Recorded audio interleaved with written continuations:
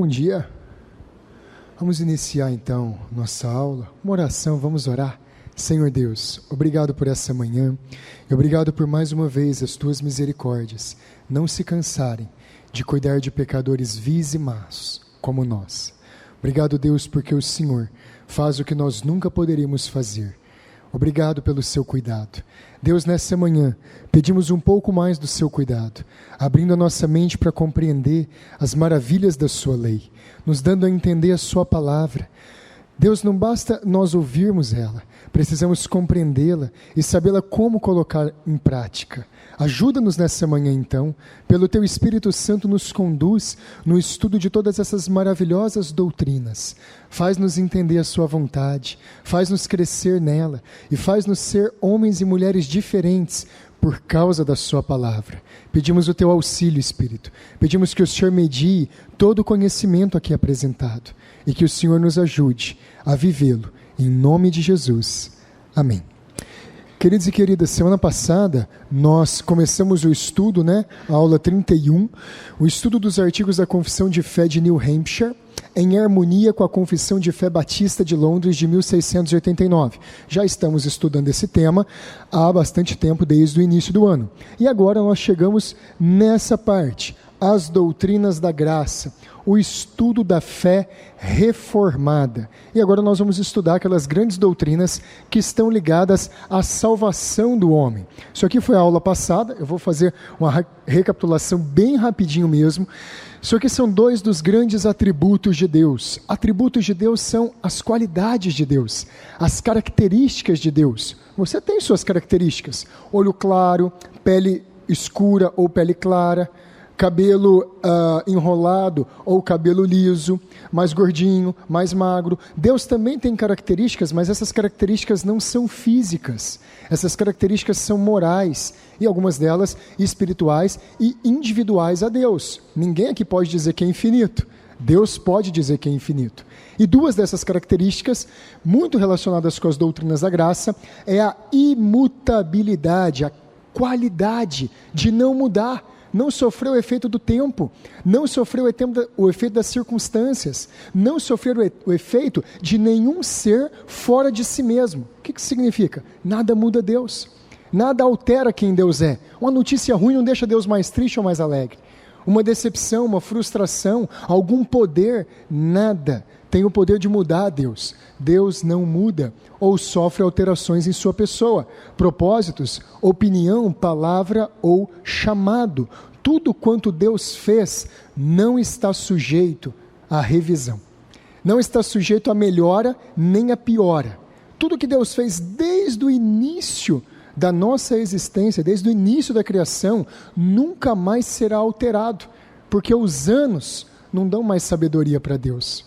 Os anos não acrescentam mais inteligência, capacidade ou força para Deus. Deus não está evoluindo à medida que a toda poderosa humanidade está evoluindo. Não, de jeito nenhum. Deus permanece sempre da mesma forma como Ele foi.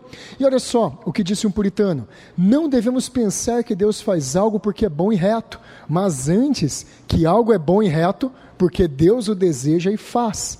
O padrão do que é certo e errado é o que Deus faz. E é isso que William Perkins disse.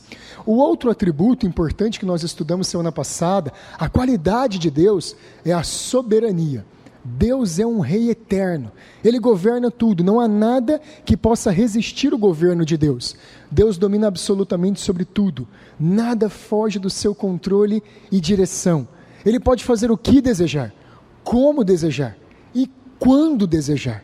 Nada está fora do governo de Deus. E aí, um grande pregador de 2 séculos atrás, o Charles Spurgeon, ele disse assim: os homens se dispõem a permitir que Deus esteja em toda parte, menos no seu santo trono. Deus no seu trono, governando soberanamente, não é o que eles amam. Gente, nós gostamos de ter Deus na hora de dormir e fazer uma oração. Gostamos de ter Deus na hora que, puxa, eu não sei o que fazer com essa situação. Gostamos de ter Deus como um step, como uma aspirina, alguém que nos ajuda em determinado momento. Mas não gostamos de ter Deus no santo trono dele, dizendo isso é certo ou isso é errado. Isso eu aprovo ou eu desaprovo. Condenado ou inocente. Nós não gostamos disso. Ei, peraí, mas quem que ele pensa que é para mandar na minha vida, para dizer o que eu devo fazer, o que eu não devo fazer? Essa é a soberania de Deus. Ele governa todas as coisas. E isso é muito importante com relação à salvação, porque a salvação depende de mim e de você, que somos fracos, totalmente dependentes, totalmente incoerentes. Fala a verdade. Quantas vezes você disse que não ia mais ligar para aquela pessoa e você ligou de novo, Daniel? Quantas vezes você falou, Juarez, eu não vou fazer mais aquilo, e fazia de novo? Quantas vezes nós já fizemos promessas vazias para nós mesmos e não tínhamos força para mudar? E é verdade mesmo, porque a gente falou, não vou fazer mais isso, eu não vou mais agir de tal forma. A gente não tem poder para fazer isso valer. A gente não tem poder para fazer com que isso seja realidade. Talvez você segura bem um dia, 2 dias, chega um momento, fraqueja. Nós dependemos na nossa salvação totalmente de Deus. A salvação não é uma parte de Deus e outra parte do homem. Ela é 100% de Deus, que resgata homens maus como eu e você e que transforma eles em novas criaturas. Isso foi o que a gente viu na aula passada. Na aula passada nós fizemos sugestões de leituras para podermos aprofundar nesses temas. Falamos desse curso aqui online, que é a Teologia Reformada, do R6 Pro, um curso muito bom. Se você quiser, tira foto disso aqui, porque tem o link, dá para você acessar depois. Então você pode tirar foto. Aí aqui está bem explicadinho o que é Teologia Reformada, qual que é a diferença entre católicos, evangélicos e reformados, falando um pouco sobre a doutrina da suficiência das Escrituras, falando sobre a fé, a doutrina do pacto, da aliança de Deus, depravação total, que é o que nós vamos estudar depois, eleição incondicional, graça irresistível, expiação limitada e perseverança dos santos. Isso aqui é fácil, gente, é mel na chupeta. Por quê? É 22 minutos cada aula. Isso aqui é mamão de ver. E ainda mais o Sproul explicando, é muito simples, é muito didático o jeito como ele explica. É só você digitar lá na internet esse negócio esquisito aqui, e dá certo, aparece lá os vídeos e você pode assistir. Falamos de outros livros também, que são recomendados, isso aí já ficou na aula passada, depois se você quiser a gente pode apresentar melhor.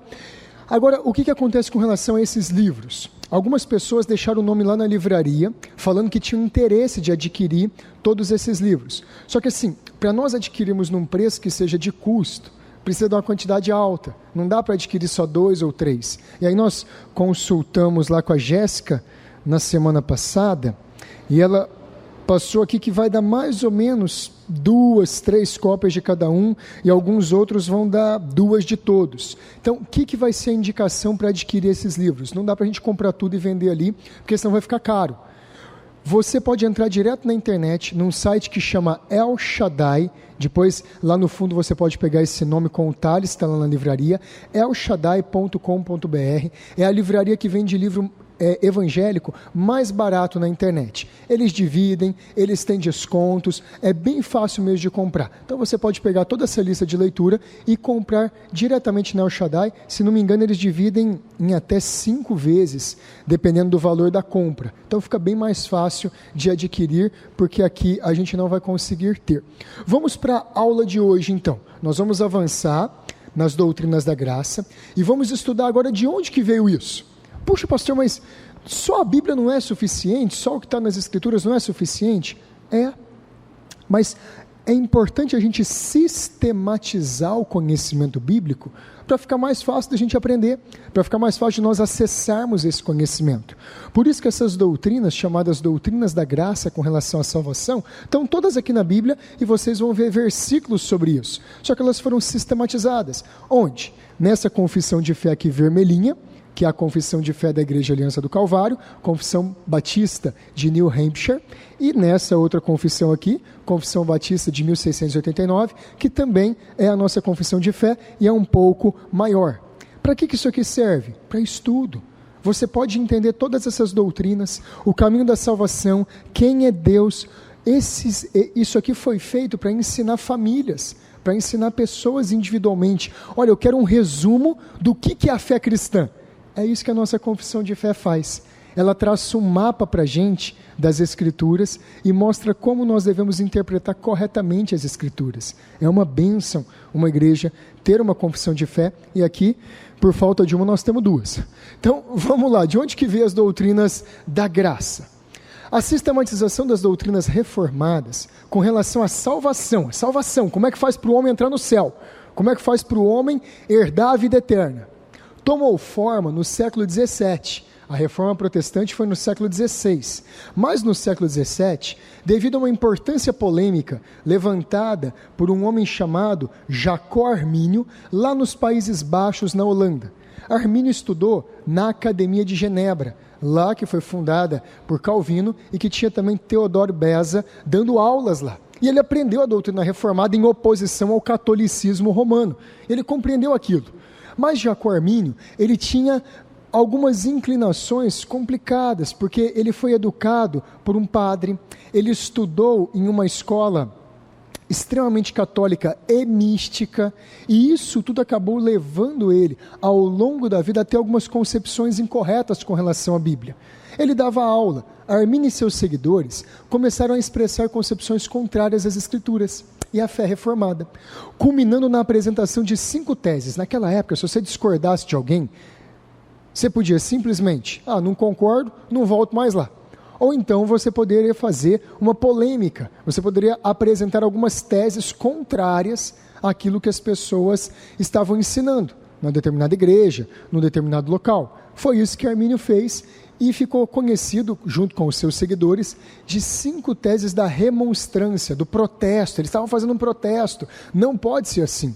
Então as doutrinas da graça, elas não surgiram por conta de Calvino, por conta de Lutero, de Philippe Melanchthon, de Zwinglio, esses todos são nomes de reformadores. Não, as doutrinas da graça, elas foram sistematizadas em resposta àquilo que as pessoas estavam falando contra. Aquilo que Armínio e os seguidores dele estavam criando uma grande polêmica lá na Holanda. E aí, para responder isso, o que aconteceu?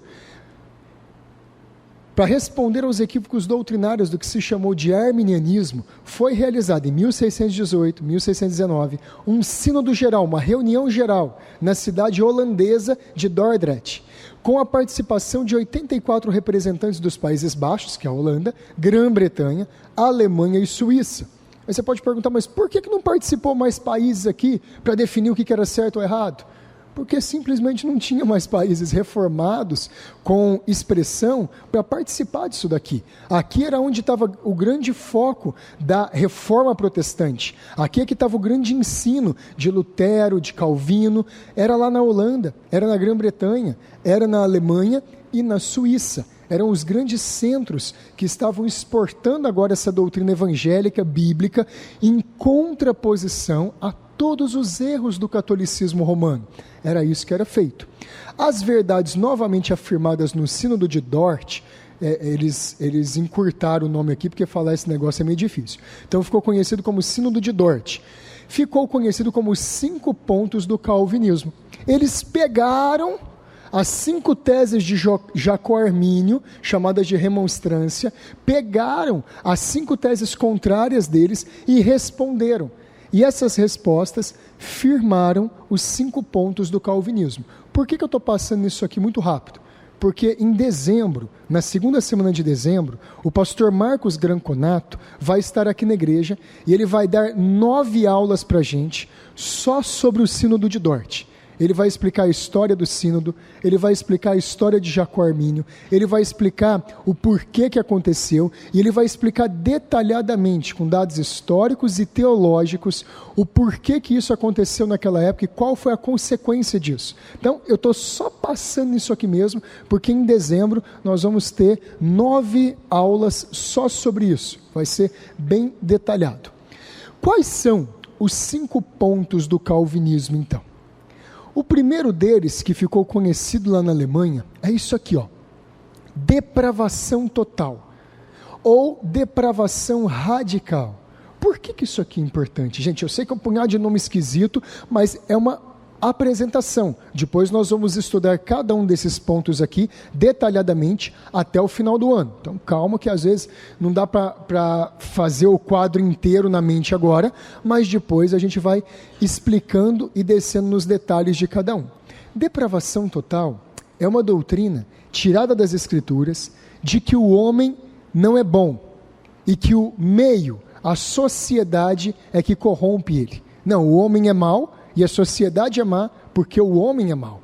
Essa doutrina é bíblica. Isso você vai encontrar desde Gênesis até o Apocalipse. Você vai encontrar desde o Antigo Testamento até lá no Novo Testamento. Você vai encontrar livro após livro mostrando o pecado do homem e a nossa maldade. Mas por que ela é total? Quando diz que é total, não diz que é todo mundo capaz de cometer os piores pecados, mas que todas as áreas da nossa vida foram comprometidas pelo pecado. A nossa vontade foi comprometida pelo pecado. O nosso pensamento foi comprometido pelo pecado. Nossos corpos foram comprometidos pelo pecado. Porque se não tivesse pecado, ninguém morreria. E hoje nós morremos. Então, todas as áreas da vida humana, elas foram comprometidas pelo pecado. Por isso que alguns também chamam essa doutrina de depravação radical. Uma depravação desde a nossa origem, desde o radical do homem, desde do ser do homem. Nós somos completamente maus, mas não significa que a gente faz todo o mal que a gente pode. A queda, que foi o pecado original de Adão e Eva, quando eles desobedeceram a Deus, tornou todos os seres humanos alienados de Deus, estando debaixo da maldição do pecado e sujeitos à morte espiritual. Essa doutrina ensina a total incapacidade do homem em amar a Deus por si mesmo, ou fazer qualquer coisa para merecer a salvação. Perdemos Deus, perdemos o alvo, não conseguimos mais alcançar Deus. E não adianta o que nós fizermos, nós somos totalmente incapazes de amar a Deus do jeito que Ele quer nas Escrituras. Não é do nosso jeito, não. Eu amo tanto a Deus, eu tenho tanta fé em Deus, mas se não for de acordo com as Escrituras, não serve. Amor é definido pela Bíblia. Lembra lá de 1 Coríntios capítulo 13? O amor tudo sofre, tudo crê, tudo suporta, tudo espera.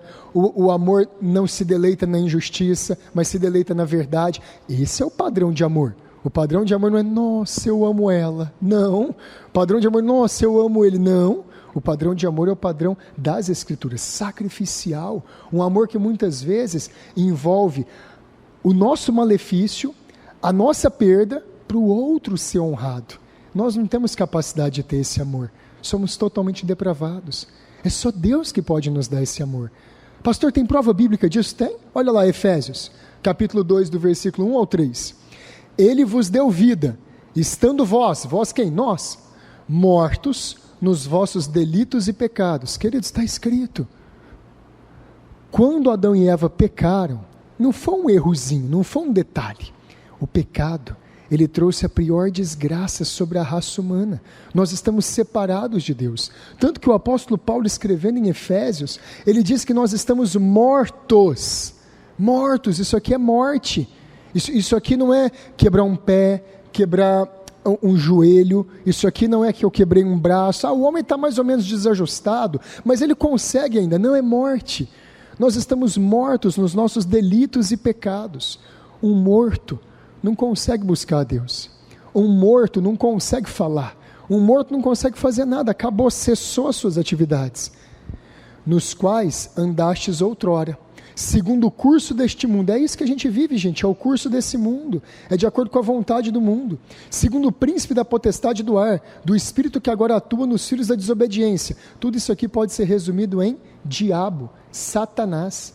Todo mundo que não é salvo obedece a alguma vontade, e obedece à vontade do diabo. Rebelião contra Deus, desobediência contra Deus, quebra dos mandamentos de Deus, entre os quais também todos nós andamos outrora, segundo as inclinações da nossa carne, fazendo a vontade da carne e dos pensamentos, e éramos, por natureza, filhos da ira, como também os demais. Isso aqui tem um ponto importante. A doutrina da depravação total ensina, sabe o quê? Que nem todo mundo, Jorge, é filho de Deus. Mas eu sou brasileiro, eu sou filho de Deus também. Não, não é não. Você é criatura de Deus. Você foi feito por Ele, você é imagem e semelhança de Deus. Agora, filho de Deus é João capítulo 1, versículo 12. Todos quantos, pois, o receberam, deu-lhes o poder de serem feitos filhos de Deus. O apóstolo João também fala que existem os filhos do diabo e os filhos de Deus. Filhos de Deus é uma oposição aos filhos da ira. Filho de Deus é aquele que obedece à vontade de Deus, que se arrependeu, que creu no Senhor Jesus e que hoje é uma nova criatura. Todos os demais são filhos da ira. Então o mundo está dividido, na verdade, não é em várias ramificações, não é numa multi-ramificação, não. O mundo está dividido em duas classes só de pessoas, os filhos de Deus e os filhos da ira. Aqueles que obedecem a Deus e aqueles que não obedecem. Essa é a doutrina da depravação total. Todos nós pecamos. Como é que faz para ser salvo então? A segunda doutrina, eleição incondicional ou eleição soberana. A salvação não é mérito humano. Veja só, a eleição é o eterno propósito de Deus para salvar aqueles dentre os pecadores que Ele escolheu em sua soberania e vontade. Isso aqui é o que nós não queremos. Isso aqui é o que a gente não aceita. Entender que a gente é pecador, a gente até entende. Depois que já tentou 1, 2, 3, 50 vezes e deu com a cara na porta, se você não se enganar a si mesmo, você vai falar assim, é verdade, eu não consigo mesmo não. Eu não dou conta, eu sou pecador mesmo. Então o que eu faço? A gente vai tentar se melhorar. A gente vai tentar passar por uma reforma moral. E não vamos alcançar essa reforma. Só que aí a Bíblia vem e fala, não, peraí, tem um jeito de ser salvo. Mas a maneira de ser salvo é pela eleição. O que é uma eleição? É uma escolha. Direta, simples de Deus. Ele simplesmente escolheu aquelas pessoas no meio dos pecadores, de acordo com a soberania dele e a vontade dele. Deus não pode fazer isso. Quem ele acha que é para escolher quem vai para o céu e quem não vai? Ué, mas você não escolhe quem entra na sua casa e quem não entra? Você deixa todo mundo entrar na sua casa, todo mundo deitar na sua cama com a sua esposa, todo mundo cuidar dos seus filhos, você deixa todo mundo fazer o que quer com a sua vida. A sua empresa, você passa a senha do banco para qualquer pessoa. Mas você não escolhe? Não, claro que eu escolho, pastor, mas eu escolho de acordo com padrões éticos, com padrões justos.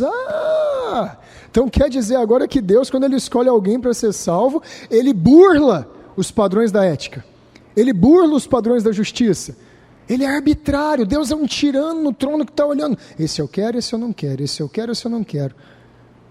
Será que é assim? Olha lá, essa doutrina não ensina que Deus elegeu pessoas pois previu a fé que teriam em Cristo, pois todos estão mortos para qualquer vida espiritual verdadeira. Deus, Ele não abriu a janela do tempo, deu uma espiadinha lá no futuro, a Elaine vai ter fé no Senhor Jesus, a Juliana vai ter fé no Senhor Jesus. Sabe por quê? Se Ele abrisse a janela do futuro e olhasse, Érica, a janela do futuro, tudo que Ele ia ver era um quadro negro. Ele não ia ver ninguém buscando a Ele. Ele não ia ver ninguém se voltando para Deus. Ele não ia ver ninguém tendo desejo de servir a Deus. Porque nós, por natureza, está na nossa natureza, nós queremos nos afastar de Deus. Queremos fugir da lei dEle. Queremos fugir da luz dEle. Nós estamos mortos. Então Deus, para poder salvar pecadores, e esse é o amor de Deus, Ele elege. Ele escolhe esses pecadores e fala, eu vou salvá-los. Com base no quê? No mérito deles? Não. Porque nenhum de nós tem mérito. Então Ele escolhe essas pessoas simplesmente pelo amor que Ele quis ter nelas, pela bondade que Ele quis demonstrar elas, porque se Ele não demonstrasse essa bondade, ninguém seria salvo, Humberto, ninguém entraria no céu, nós iríamos todos de cabeça para baixo para o inferno. Ele ensina que Deus viu a humanidade toda caída na desgraça da rebelião e decidiu salvar uma multidão, enquanto deixava os demais entregues às consequências do seu pecado.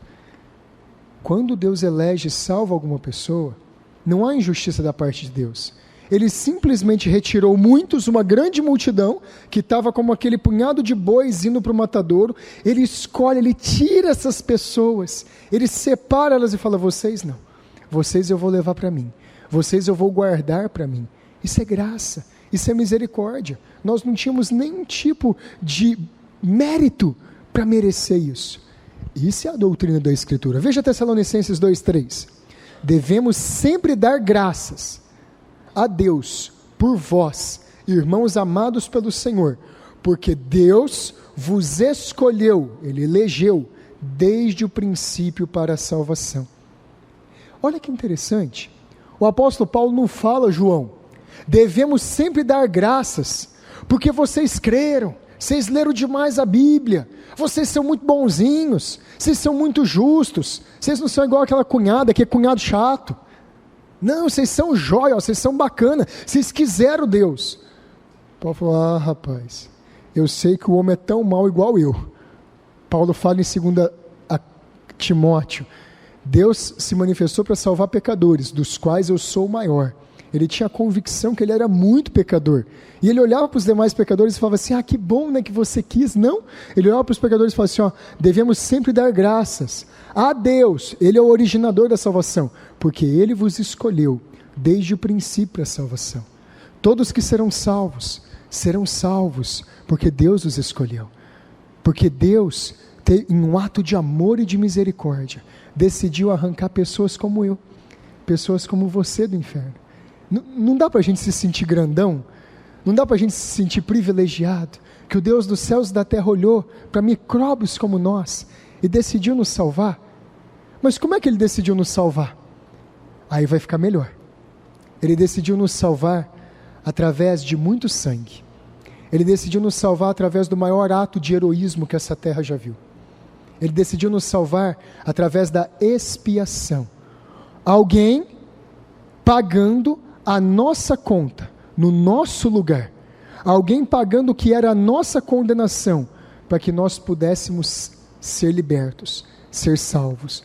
E aí é o terceiro ponto do calvinismo, das doutrinas da graça, chamada de expiação limitada. O que significa expiação?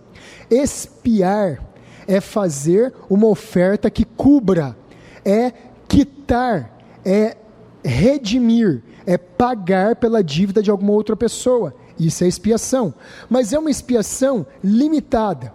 Ela só se aplica àquela pessoa para quem foi destinada. Alguém vem aqui e descobre, talvez 3 pessoas de vocês que têm uma dívida muito alta no banco. E essa pessoa é rica, ela tem dinheiro, e ela fala assim: olha, eu vou pagar a dívida do fulano, do beltrano e do ciclano. Ela está fazendo uma remissão de dívida limitada, ela não está pagando todas as nossas dívidas, está pagando daquelas pessoas.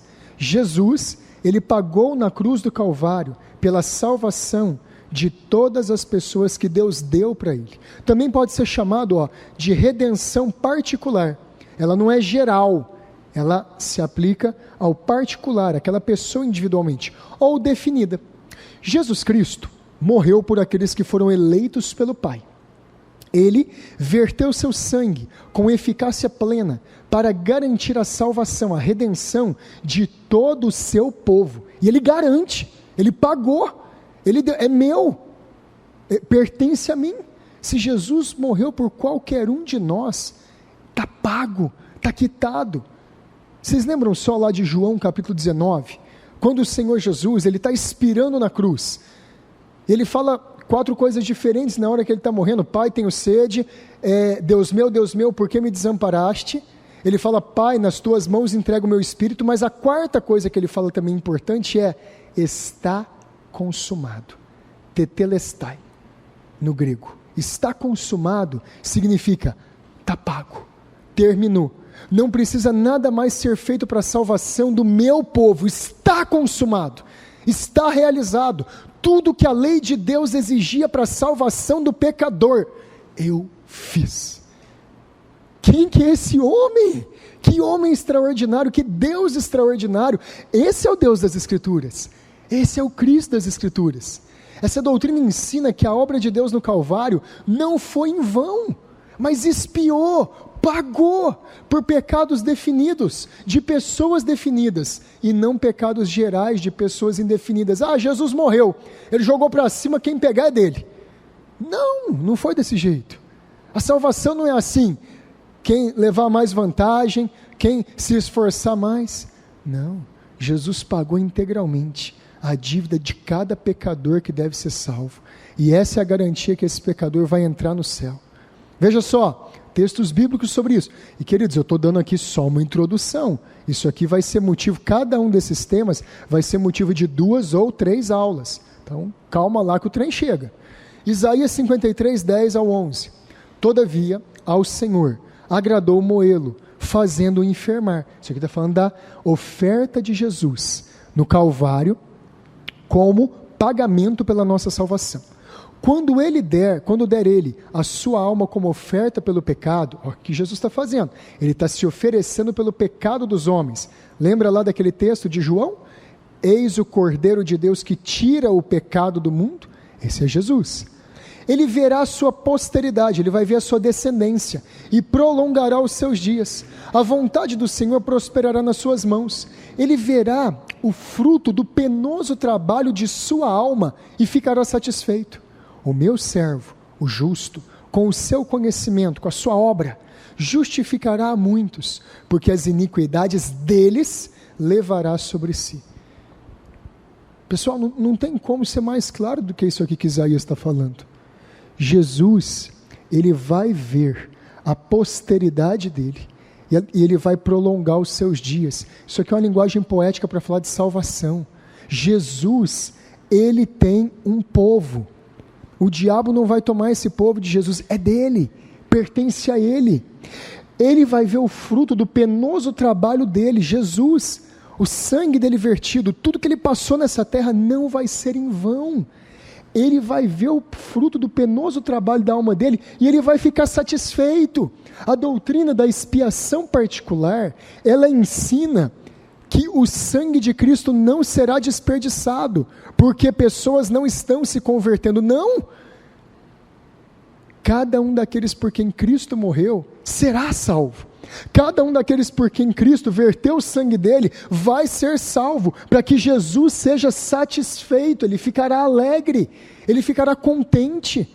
A obra de Jesus não foi em vão, a salvação de Cristo não foi em vão. Puxa, mas pastor, aquelas pessoas não se convertem, nós temos pregado. Você esqueceu que o evangelho, muitas vezes ele é como o sol sobre o barro, melhor, sobre a manteiga. É como o sol sobre a manteiga. Ele pode derreter a manteiga, o mesmo sol, ele pode derreter a manteiga, e no barro, ele pode endurecer o barro.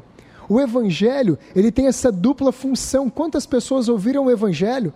Às vezes apenas para condenação, às vezes apenas para ser condenados. E quantas pessoas ouvem o evangelho e são transformadas no coração, e são mudadas. A palavra de Deus, ela salva e ela condena, ela liberta, mas ela também aprisiona aqueles que não se arrependem. Então aqui Jesus, ele vai ficar satisfeito com o trabalho da alma dele, e ele vai justificar a muitos. Olha o texto, gente, ele justificará a muitos, não é a todos. Jesus não morreu por todos os homens, indefinidamente. Ele morreu por homens e mulheres, de toda tribo, língua, raça e nação. Por que isso é importante? Isso dá esperança para as missões. Isso dá esperança que tem povo de Deus na Arábia Saudita. Isso dá esperança que tem o povo de Deus lá na Coreia do Norte. Tem o povo de Deus no Paquistão. Tem o povo de Deus, como vocês viram, o pastor Jawed, dias para trás aqui na igreja. Tem o povo de Deus no Afeganistão. Isso aqui é que impulsiona as missões e as pessoas fazerem os sacrifícios mais extraordinários para chegar nos lugares mais difíceis, porque lá tem um índio que vai se converter. Porque lá tem alguém que vai ouvir o evangelho, vai ser salvo e vai ser transformado. É a garantia que ele levou os pecados, as iniquidades dele sobre si. Jesus morreu por homens e mulheres do mundo todo, mas não foi por todo mundo. Veja só outro texto no Novo Testamento, João 17:9. É por eles que eu rogo, não rogo pelo mundo, mas por aqueles que me deste, porque são teus. O que a gente vai falar disso aqui? Jesus está dizendo, eu não estou rogando pelo mundo todo, Eu rogo por eles.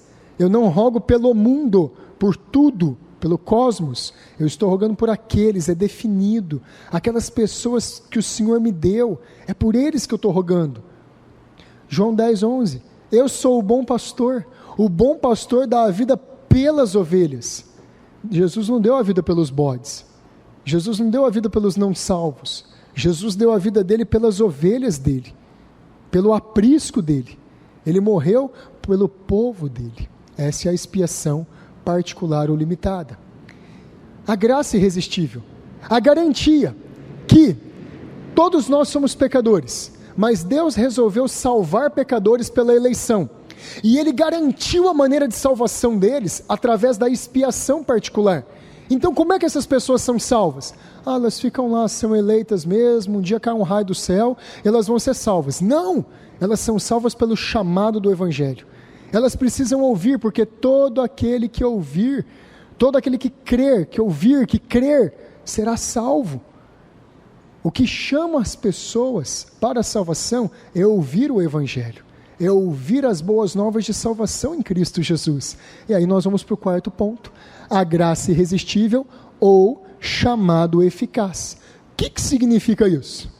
O Espírito Santo, soberana e eficientemente, chama aqueles que o Pai elegeu e o Filho redimiu para a salvação em Cristo. Quando esses pecadores ouviram o Evangelho, serão salvos. Essa doutrina não significa que Deus operará no homem contra a sua vontade, mas que Ele poderosamente regenera o ser humano corrupto e depravado, para que esse, com uma nova natureza, creia no Evangelho, se arrependa de seus pecados e tenha fé em Jesus para a salvação. A doutrina do chamado eficaz significa que quando aquele homem, aquela mulher que deve ser salvo, ouviu o Evangelho, e o Espírito Santo de Deus de uma maneira sobrenatural, tirar a dureza do coração dele, e colocar entendimento espiritual, essa pessoa vai, pum! Meu Deus, eu estava na beira do precipício, eu estou prestes a ser condenado, e ao invés dele dar o próximo passo e cair em queda livre na destruição, ele, pela vontade regenerada que Deus deu no seu coração, ele quer Deus, ele deseja Deus, e ele se volta com o auxílio do Espírito Santo para Deus. Voluntariamente a gente não gostaria, voluntariamente a gente desejaria arrumar todo outro tipo de salvação, que não envolvesse ser por graça apenas, pela eleição de Deus, pela bondade dele apenas. Mas Deus, Ele salva pecadores desse jeito, mudando a vontade deles. Eles ouvem o Evangelho, faz sentido para eles, eles entendem, eles falam, eu sou esse pecador. Mas por quê? Por causa da atuação do Espírito Santo. Veja lá, Tito, 1ª, 2ª Timóteo, depois Tito, uma epístola pastoral do apóstolo Paulo. Quando, porém, se manifestou a benignidade de Deus, segura só um minutinho, peraí, só tomar uma água aqui.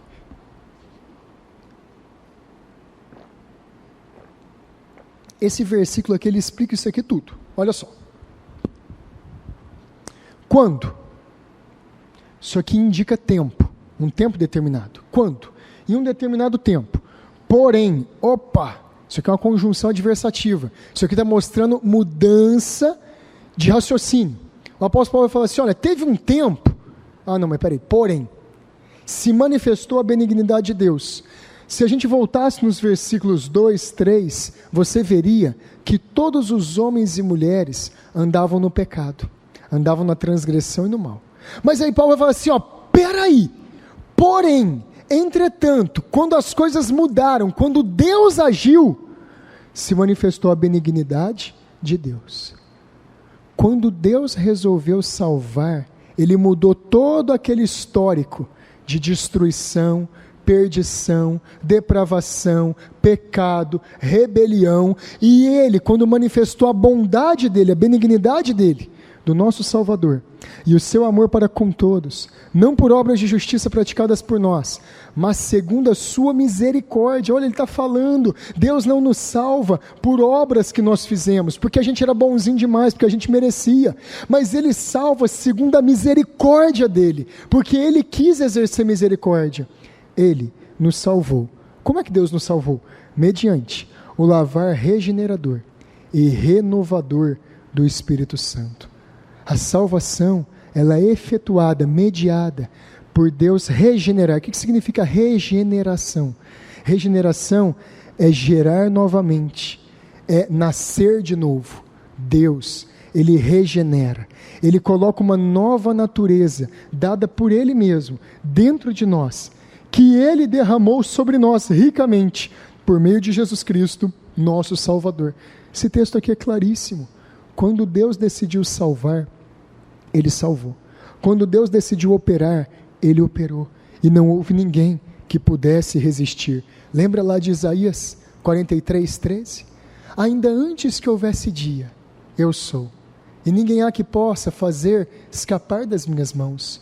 Operando Deus, quem impedirá? Operando Deus, que vida não pode ser mudada? Operando Deus, que pecador não pode ser perdoado? Operando Deus, que família não pode ser restaurada?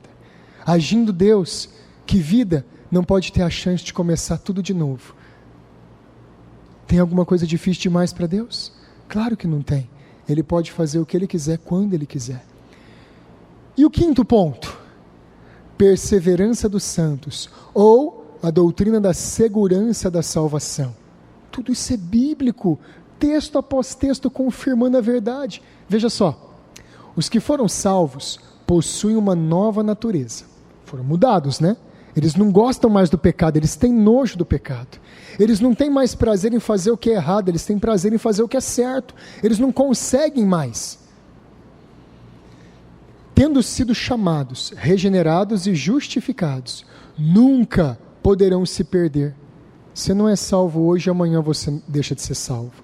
Você não foi salvo agora e amanhã, se você não se esforçar e fizer tudo direitinho, já era, Deus te risca. Claro que não.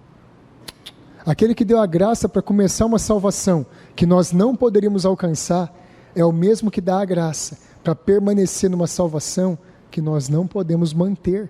Vem tudo dele. Olha lá, essa doutrina ensina que Deus não concede graça de forma temporária, mas que o mesmo Deus que salvou um pecador o guardará até que ele chegue ao céu. Nós vamos ser protegidos. Deus sabe que a nossa peregrinação daqui da terra, desde quando nós somos salvos, até o último dia que nós vivermos, é perigosa. É muito perigosa. Nós podemos cair, podemos apostatar, podemos nos desanimar. Nós somos tão frágeis, a Bíblia nos chama de ovelhas. Que ferramenta de defesa uma ovelha tem? Os dentes. Se você tomar uma mordida de ovelha, o máximo que vai fazer é doer um pouquinho, mas vai arrancar pedaço seu. As patas. Olha, as patinhas de ovelha, tomar um coicezinho de ovelha, machuca a criança, mas um homem não machuca não. Ela tem uma grande couraça. É verdade, uma grande couraça de lã, fofinha. Ela não tem condição de se proteger. Ela não tem condição de se guardar. Não, mas a ovelha, ela tem uma virtude muito grande, ela é corajosa, não é nada. Você já viu o grande rugido da ovelha? Bé! Nossa, que medo que isso dá. Dá nada, gente. A ovelha não vale nada. A ovelha é um bom churrasco para os solobos. É um bom churrasco para o lobo. É para ele. A ovelha não vale nada. Então assim, ela precisa de um pastor. E esse é o pastor que salvou a ovelha, que resgatou a ovelha perdida e que vai guardar ela até chegar no céu. Jesus não vai fazer a ovelha virar tigre. Jesus não vai fazer a ovelha virar leão. Não, vai continuar sendo ovelha. Mas tem um pastor com um cajado e com uma vara do lado dela e não deixa ninguém chegar perto dela. Ela é guardada, ela é protegida. Isso é a glória da salvação.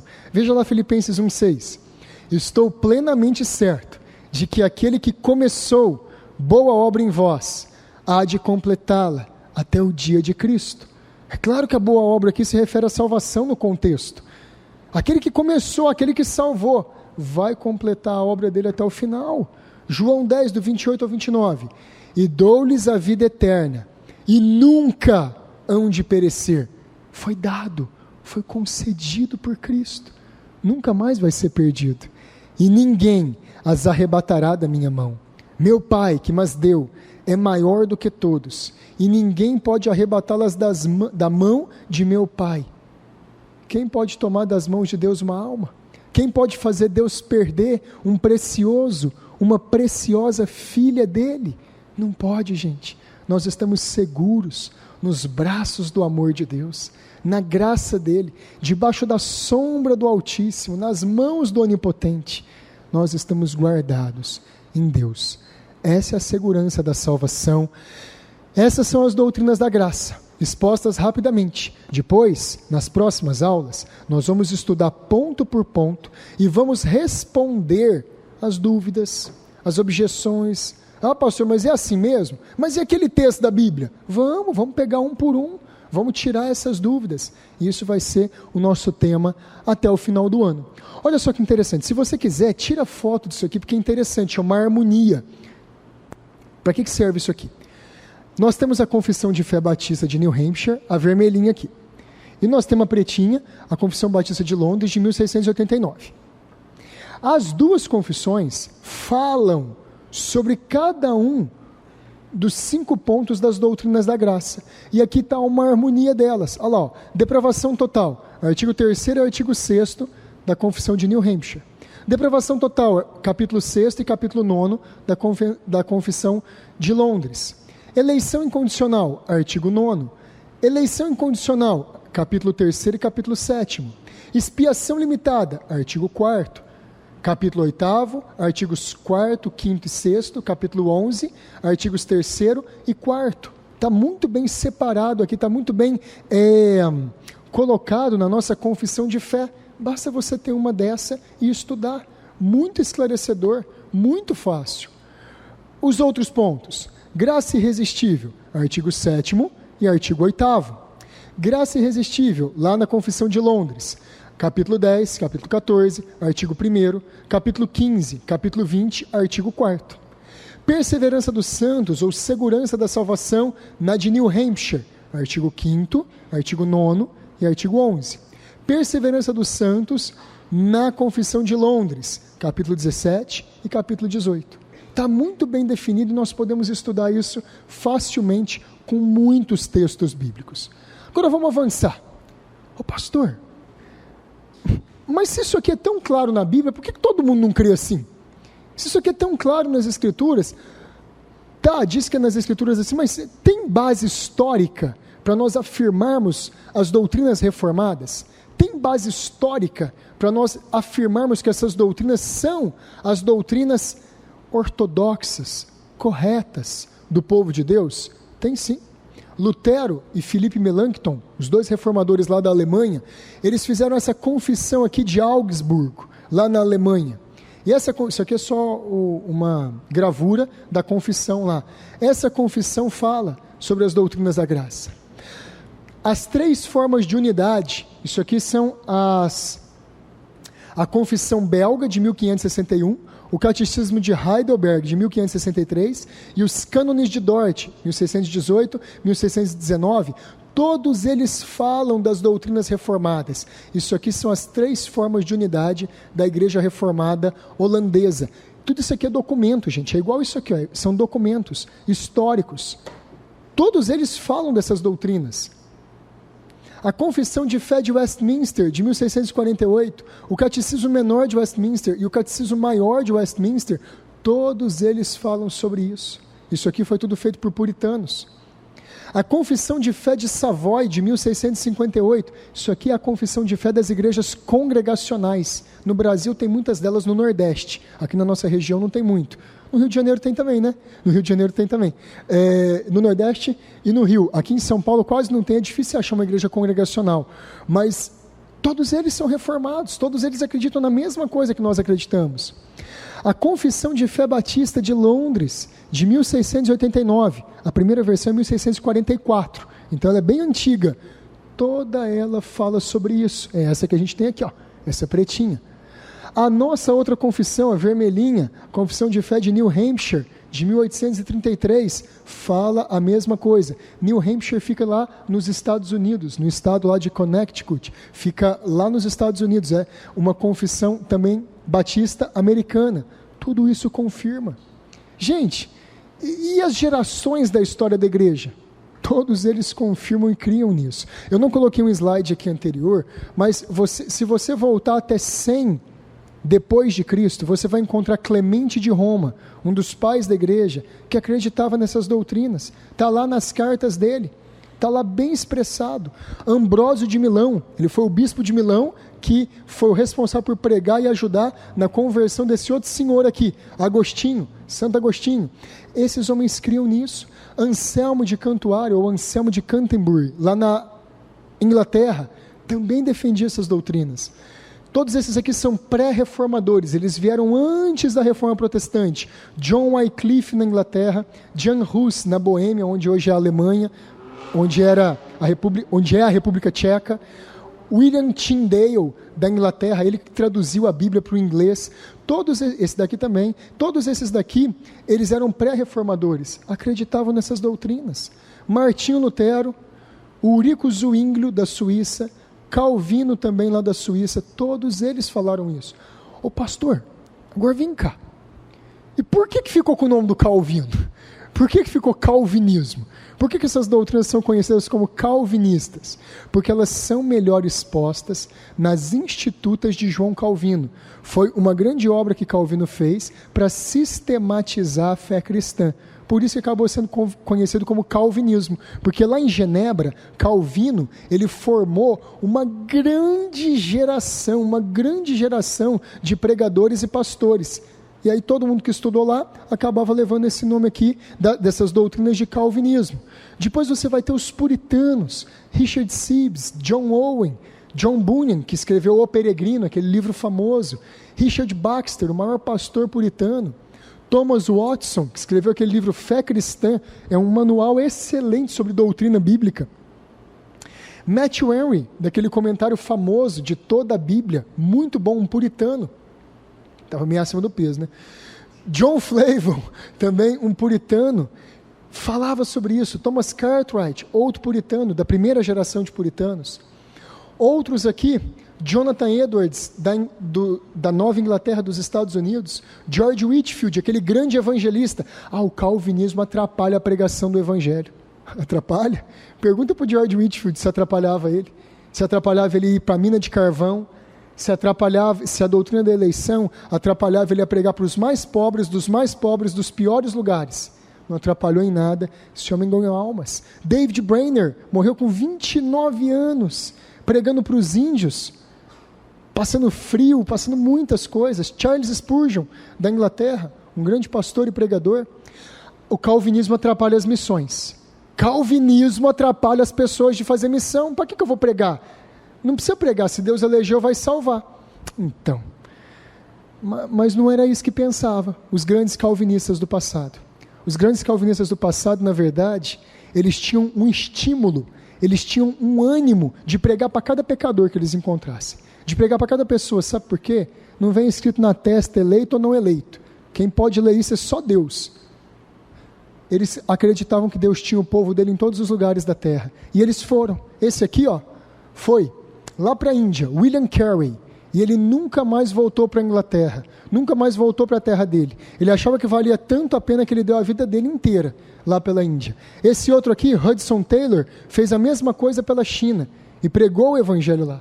Esse aqui, Adoniran Judson, ele levou tão a sério o chamado de Deus para a salvação e evangelização dos povos, que ele foi para a Birmânia, lugar que ainda tinha canibal. Ele teve que enterrar a esposa dele com as próprias mãos, para os canibais não comerem ela quando ela morreu. Esse homem aqui passou um perrengue tanto, mas ele achava que valia a pena fazer tudo isso para o avanço do evangelho. Calvinismo atrapalha a evangelização? Não atrapalha não, ajuda. J.C. Ryle, um grande escritor do século XIX, que escreveu muitas coisas boas, um bispo lá da Inglaterra, muito bom também, e calvinista. Hoje, Martin Lloyd Jones, talvez o maior pregador do século XX, um homem de Deus extraordinário, defendi isso aqui com unhas e dentes. Joel Bick, que vai estar conosco aqui daqui a algumas semanas, um grande pastor também, humilde, defendia isso. Stephen Lawson, vê o que você puder de pregação desse homem aqui, porque esse homem aqui é inflamado, com missões, com pregação do evangelho, ele é calvinista. Paul Washer, a mesma coisa, calvinista também. Isso aqui não atrapalha nada, gente. Na verdade, o calvinismo é a grande corrente da igreja. ela é a grande corrente ortodoxa da igreja, que segura o evangelho, que sustenta o evangelho. Vamos ler umas coisas interessantes aqui antes da gente encerrar. Vamos ver a opinião do Charles Spurgeon sobre as doutrinas da graça. Não é uma novidade, então, que eu estou pregando. Não é nenhuma nova doutrina. Gosto de proclamar essas velhas e fortes doutrinas, que levam o apelido de calvinismo, mas que são, certa e verdadeiramente, a verdade revelada de Deus, como se vê em Cristo Jesus. Por meio desta verdade, eu faço uma peregrinação no passado, e conforme vou caminhando, vejo, pai após pai, confessante após confessante, morte após morte, se levantarem para apertar as minhas mãos. Assumindo essas coisas como padrão da minha fé, vejo a terra dos antigos, cheia de irmãos meus. Contemplo multidões que confessam as mesmas coisas que eu confesso, e reconheço que esta é a religião da igreja de Deus. Nós nunca vamos ganhar alma igual esse homem que ganhou, não. Nós nunca vamos pregar como esse homem pregou. Nós nunca, nossa, Charles Spurgeon é outro nível. Olha o jeito que ele via isso. Uma ajuda para a igreja de Deus, uma bênção para a igreja de Deus. E esse outro aqui, olha que interessante isso aqui. Sem os ensinos da verdade reformada, concernente, lembra lá da primeira aula nossa semana passada, a soberania de Deus na salvação do homem, a igreja se enfraquece e se torna vulnerável para logo começar o inevitável declínio. Quando a gente abandona essas doutrinas, é ladeira abaixo. Quer ver só? Descambando para crenças inferiores. Quer se dê conta disso? Quer não. Por que está tão bagunçada a igreja hoje em dia? Por causa do abandono dessas doutrinas fundamentais da salvação. Olha só, com a arriscada descida pelos escorregadios declives do arminianismo, logo se vê a igreja afundar, cada vez mais num tenebroso atoleiro de ideias heréticas. Inevitavelmente, essa descida abre caminho para o liberalismo, com sua completa rejeição da autoridade absoluta da Escritura.